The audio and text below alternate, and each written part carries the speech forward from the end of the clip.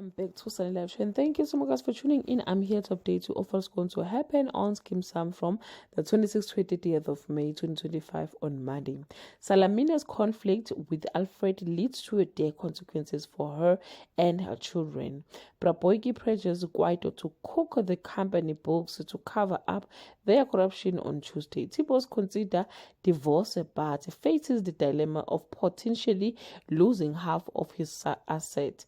Hassan's cellmate welcomed him back, but Fader has an unexpected surprise for everyone on Wednesday. Woma bids follow her heart, even if it means going against her family wishes. Fader presents Lehasa with an irresistible offer, though accepting it may come at a cost on Thursday.